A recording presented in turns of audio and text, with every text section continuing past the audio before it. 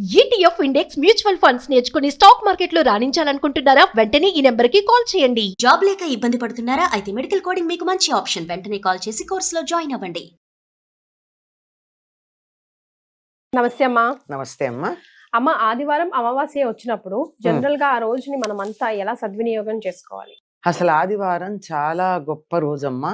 సూర్యుడు ప్రధానంగా ఉండేటటువంటి ఆది అంటే మొదలు మనకి ఆ వారాలన్నీ కూడా వారాల పేర్లన్నీ చూడండి, అన్ని గ్రహాల పేర్లే ఉంటాయి కదా. అవునమ్మా. సోమవారం చంద్రుడు, మంగళవారం కుజుడు, బుధుడు, గురుడు, శుక్రుడు, శని అన్ని వాళ్ళ పేర్లేగా. ఆదివారం కూడా భానువారం అంటాం. భానువారం అంటే సూర్యుడు మొదటిది అనే ఉద్దేశంతో ఆదివారం అంటూ ఉంటాం. ఎందుకంటే ఆ రోజు తప్పనిసరిగా ఆ గ్రహం యొక్క ప్రభావం అధికంగా ఉంటుంది మనుషుల మీద, ప్రకృతి వాతావరణం అంతా కూడా. ఇది ఎంత శాస్త్రీయం అంటే ప్రపంచంలో ఏ ప్రాంతంలో వాళ్ళైనా వాళ్ళ భాషల్లో వారాలకి ఈ పేర్లే ఉన్నాయి. ఇంగ్లీష్ లో కూడా ఇవే పేర్లు కదా. SUN Sunday, Mann moon day, అట్లా అనమాట. సాటర్న్ సాటర్డే, అట్లా ఈ గ్రహాల పేర్లే ఉన్నాయి. ఎందుకు ఈ పేర్లు ఇలా పెట్టారు? భాష మారింది గాని విషయం మారలేదు కదా. ఎందుకు అంటే సూర్యోదయ సమయంలో ఏ హోర ఉంటే, హోర అన్నదే దరిదాపుల్లో ఇంగ్లీష్ లో అవర్ అన్న పదం వచ్చింది. HORA HOUR. ఏ హోర ఉంటే, ఏ గ్రహానికి సంబంధించిన హోర సూర్యోదయ సమయంలో ఉంటే ఆ రోజంతా ఆ గ్రహం ప్రభావం అధికంగా ఉంటుంది. సూర్యోదయ సమయంలో ఆదివారం నాడు ఏ హోర ఉంటుంది, దీన్ని బట్టి సూర్యుడిది ఉంటుంది. సూర్యుడి ప్రభావం. సూర్యుడు ఎవరు? ఆరోగ్యకారకుడు. ఆరోగ్యం భాస్కరాదిచ్చేత అన్నారు. ఆరోగ్యం ఎవరి వల్ల వస్తుంది? సూర్యుడు ద్వారానే వస్తుంది. అంతే కదండి. మన దేశంలో సూర్యకాంతి బాగా ఉంటుంది కనుకే ప్రపంచం అంతా గిజగిజలాడినటువంటి సమయంలో కూడా మన దేశంలో ఆ వ్యాధి యొక్క ప్రభావం అధికంగా లేదు. మనకి ఉండాల్సినంత లేదు. కారణం ఏంటంటే సూర్యకాంతి. సూర్యుడే ఎనర్జీకి కారణం. సౌర శక్తికి కూడా మూలం సౌరశక్తి మూలం అంటున్నాం కదా.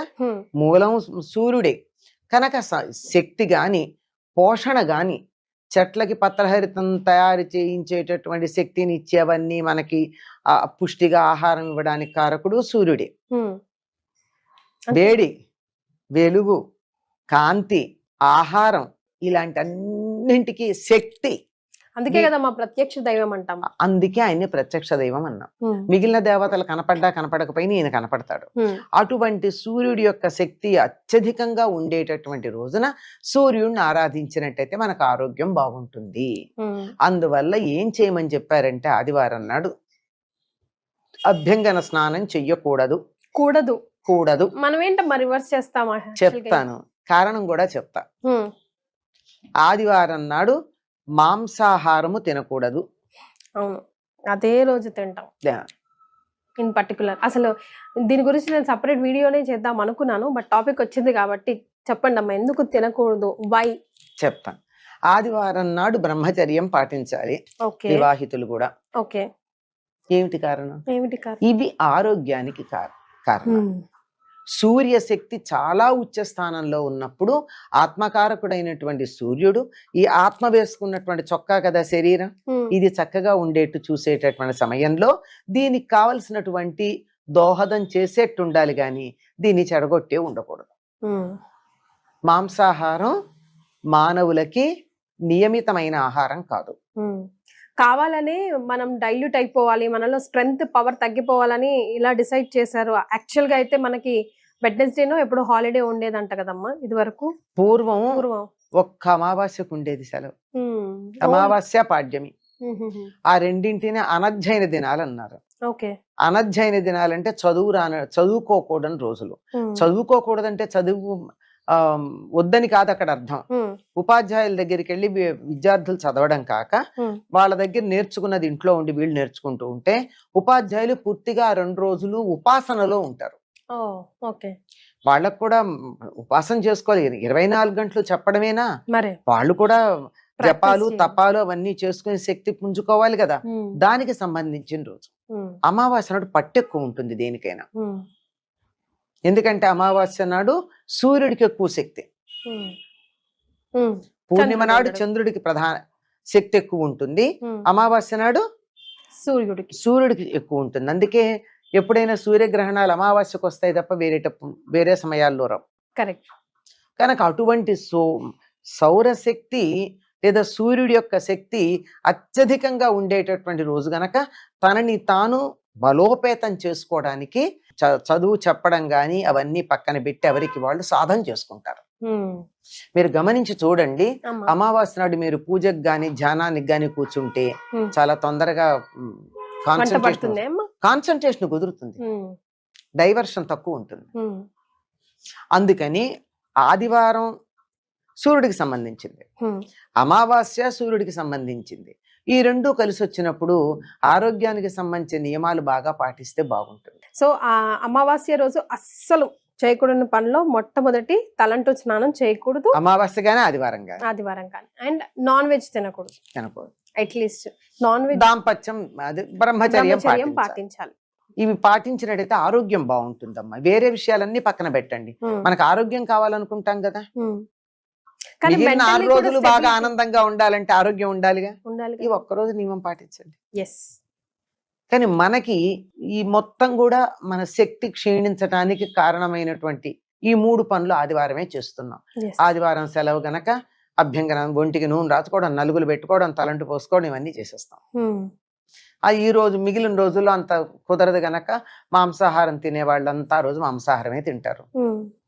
లేదు తింటారు కానీ ఇంట్లో వండని వాళ్ళు చాలా మంది తయారయ్యారు ఈ మధ్య.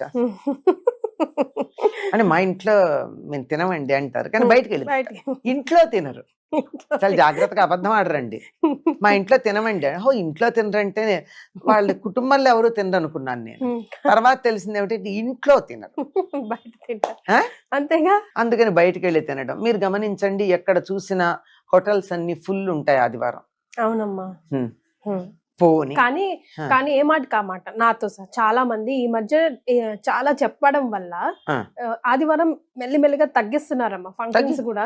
ఆరోగ్యం అమ్మా, మిగిలిన 6 రోజులు సుఖపడాలంటే ఒక్కరోజు జాగ్రత్తగా ఉంటే అయిపోలే. మరే హాయిగా ఉండండి. నేను చాలా విన్నాను ఆదివారం తినకూడదంట చెప్పారు. అందుకే ఈసారి నేను చాలా విన్నాను, తగ్గిస్తున్నామని చాలా విన్నాను. కానీ మంచి డ్రాస్టిక్ చేంజ్ కదమ్మా. చేసాం, చెప్పగా ఎందుకే చెప్పాలమ్మా. మీ పేరే తీసుకుంటారు కూడా. అంకలక్ష్మి గారి వీడియోస్ చూసాము, తినకూడదంట, అసలు ఆదివారం ఒక్కరోజు తినకపోతే సస్తామా అనే వాళ్ళు కూడా ఉన్నారమ్మా. అసలు ఇంకో సంగతి తెలుసా అమ్మా, మాంసాహారం తీసుకునేటటువంటి వాళ్ళు కూడా, నాన్ వెజిటేరియన్స్ అని ఎవరినైతే అంటామో వాళ్ళు కూడా ప్రతిరోజు తినరమ్మా నాకు తెలిసి. ప్రతిరోజు తినరు, వారానికి 1 రోజో 2 రోజులో తింటారు అంతే. మిగిలిన రోజుల్లో మామూలుగానే తింటారు. అంతేగాని ఈ మధ్య కాలంలో నేను గమనిస్తున్న కొన్ని కుటుంబాలు ఎలా ఉందంటే ప్రతిరోజు ఉంటుంది. అసలు ఆ నాన్ వెజిటేరియన్ లేని పూట ఉండదు. పొద్దున మధ్యాహ్నం, పొద్దున ఒకటి మధ్యాహ్నం, అందులో వెరైటీలు ఉంటాయి కదా, రకరకాలు ఉంటాయి. ఏదున్నా లేకపోయినా తప్పనిసరిగా ఆమ్లెట్ అన్నా ఉంటుంది, తేలిగ్గా అయిపోతుందని కదా. ఇలాంటివన్నీ ఉండేటప్పుడు ఈ మార్పులు క్రమక్రమంగా చెప్పగా వస్తాయి.